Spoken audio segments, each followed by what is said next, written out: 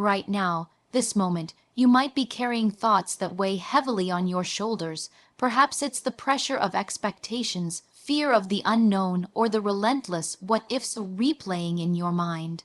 I've been there, and you know what? It's okay, because here's the truth I want you to sit with today. Nothing is permanent, not your stress, not your fears, not even your setbacks. Everything, even the stuff that feels impossible right now, has an expiration date.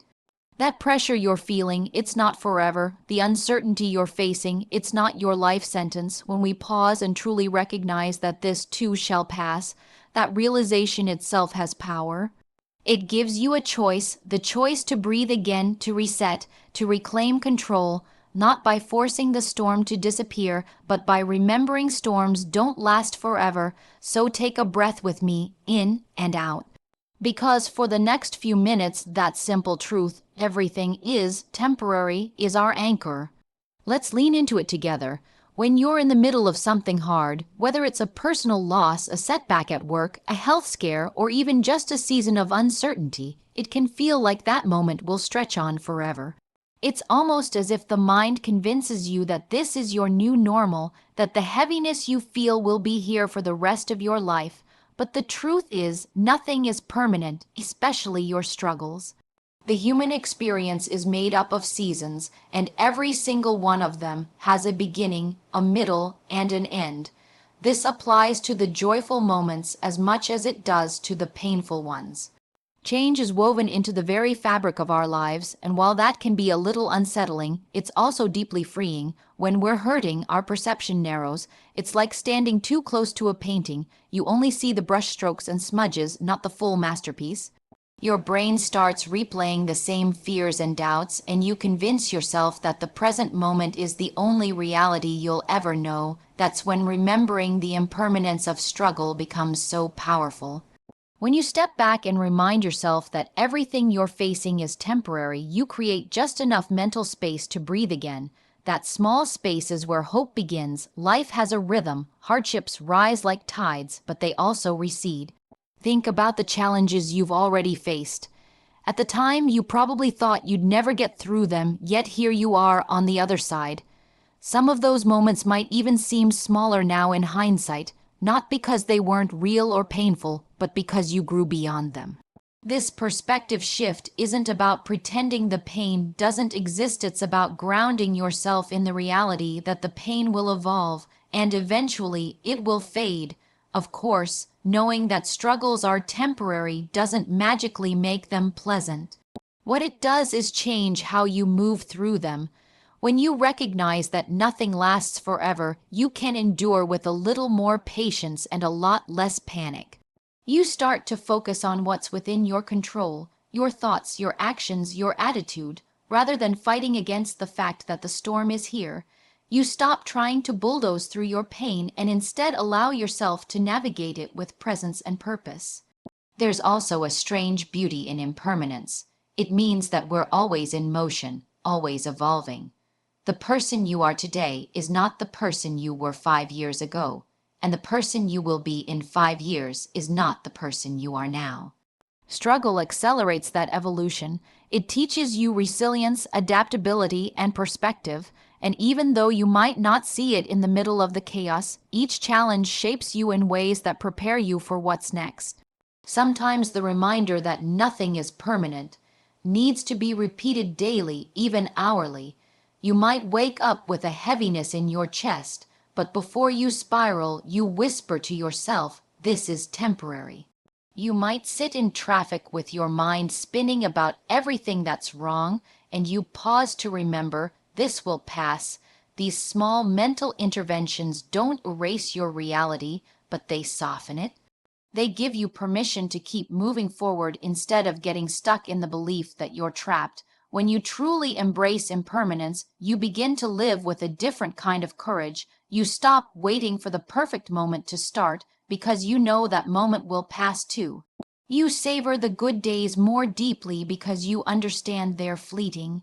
And when the hard days come, you hold on to the quiet confidence that, just like the sun dips below the horizon and rises again, your life will shift. The clouds will clear, and you will stand in a new chapter that you couldn't yet imagine from where you are right now. Life will throw situations at you that you cannot control. You can't dictate how people will treat you, whether an unexpected event will disrupt your plans, or if a curveball will knock you off your path entirely. The world moves in unpredictable ways, and trying to control every variable is a losing game. But there's one constant that remains entirely in your hands: your response. How you choose to react will shape your experience far more than the situation itself ever could. Two people can face the same challenge and walk away with completely different outcomes, one consumed by anger and bitterness, the other transformed by clarity and growth. The difference isn't in the event. It's in the way they handled it. When you recognize the power of your response, you begin to understand that you are never fully powerless, even in circumstances that feel overwhelming. Your reactions become the steering wheel of your life. You may not be able to stop the storm from coming, but you can decide whether you'll be tossed around by the waves or anchor yourself and ride them out with purpose. This doesn't mean suppressing your emotions or pretending everything is fine when it's not. It means choosing how to channel those emotions into actions that serve you instead of actions that harm you. Your response determines whether adversity becomes a wall or a stepping stone. When something goes wrong, the instinct is often to point outward, blame someone, dwell on the injustice, or fixate on the unfairness of it all. And while those feelings are valid, staying in that place robs you of the chance to act.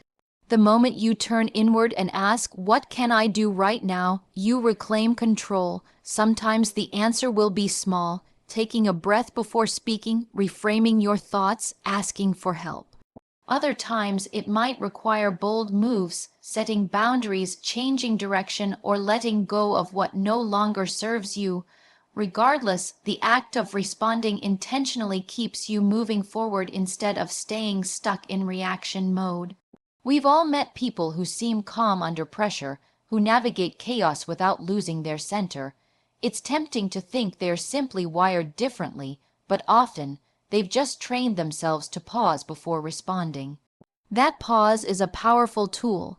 It creates space between what happened and what you do next. In that space, you can decide whether to escalate the problem or approach it with clarity. Without it, we risk letting our first, raw impulses dictate our behavior, impulses that often magnify the problem rather than solve it. It's also worth noting that your response has a ripple effect. The way you handle a situation influences how others respond to you and to the challenge at hand.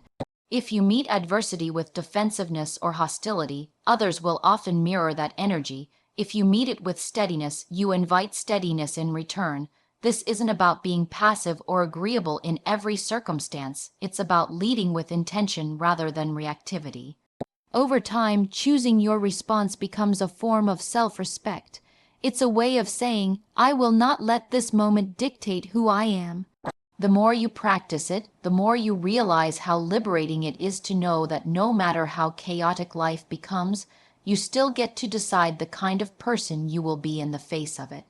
And while you can't always write the script for what happens to you, you can write every single line of how you respond. Pain is one of the most universal human experiences, yet it's also one of the most misunderstood. When it shows up in our lives, our first instinct is almost always to get rid of it, to make it stop as quickly as possible. We see it as a punishment, an obstacle, or a sign that something has gone terribly wrong. But the truth is, pain is a teacher. It arrives with lessons that comfort never could. It strips away distractions and forces us to see what truly matters. It challenges us to grow in ways we might never choose for ourselves, and although it's uncomfortable, sometimes unbearably so, it's never meant to be a life sentence. When you're in the middle of pain, it's hard to see anything beyond it. It becomes the lens through which you view the world. You wake up with it, you carry it through your day, and you go to bed with it still pressing against your chest. But as consuming as it feels, pain is rarely permanent. Like a season, it has a cycle. It enters, it stays for a while, and then it shifts. Even wounds that leave scars eventually stop hurting. The tenderness fades, and what's left is the wisdom you've gained from surviving it. There's a reason people often say they've learned the most about themselves during their hardest times. Pain has a way of peeling back the layers of who we think we are and revealing who we really are underneath. It tests your patience, your resilience, your faith, whatever that faith may be in. It forces you to confront parts of yourself you might have avoided before, the beliefs you've been holding onto, the habits that no longer serve you, the relationships that are more harmful than healing. It demands honesty, and in doing so, it shapes you into someone stronger, clearer, and more intentional. Sometimes the lessons pain teaches are subtle. You may not notice them right away. It might be years later, in a completely different situation, that you realize you're calmer, braver, or more compassionate than you once were. That growth didn't come from easy days. It came from surviving the moments you thought would break you. Other times, the lesson is immediate. Pain can be a wake-up call, a loud reminder that something needs to change now, not someday. Whether the lesson is quiet or urgent, it's always shaping you for the road ahead. Understanding pain as a teacher doesn't mean you have to be grateful for it while you're in it. You don't have to pretend it's enjoyable or downplay the toll it takes on you, but recognizing that it has a purpose can make it easier to endure.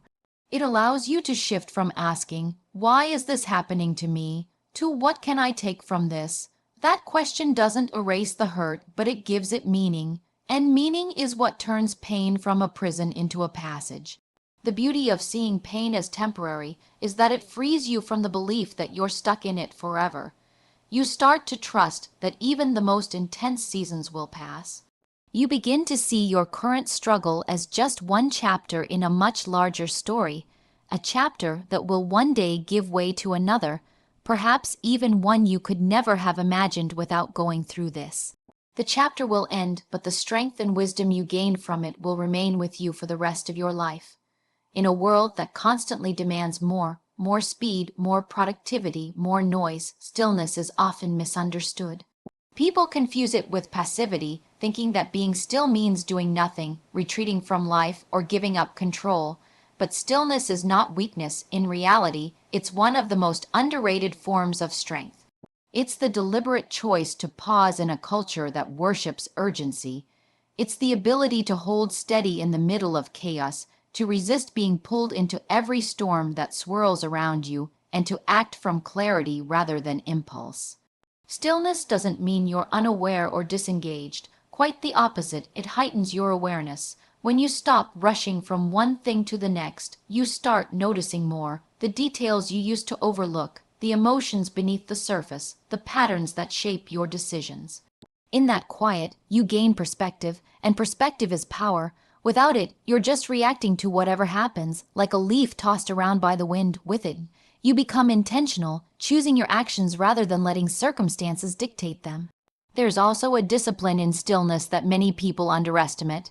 It takes real inner control to resist the urge to immediately fix, respond, or prove something. When someone says something that triggers you, stillness gives you the space to pause before you speak, preventing you from saying something you can't take back. When life presents a problem, stillness gives you the time to see it from different angles instead of rushing into a solution that might create bigger problems later. This restraint is not inaction, it's strategic action. In moments of stress or uncertainty, stillness becomes an anchor. Think of it like standing in the middle of a crowded room. People are talking, moving, and the noise is overwhelming. If you start moving with them without thinking, you'll get swept up in the flow, possibly in a direction you never wanted to go. But if you plant your feet, breathe, and observe, you can decide exactly when and where to move. That is what stillness does. It grounds you so you can navigate with purpose. There's a quiet confidence that comes from being able to be still. You stop feeling pressured to prove your worth through constant activity or to win every argument by speaking louder or faster than the other person. You realize that not every battle requires your immediate engagement, and not every problem is yours to solve. That kind of self-restraint can feel unnatural at first, especially if you've been conditioned to believe that productivity and motion are always signs of progress. But over time, you see that stillness often leads to more effective action because you're moving from a place of intention rather than reaction. Stillness also gives you access to deeper resources within yourself. When your mind is constantly busy, it's hard to hear your own thoughts clearly, let alone your intuition.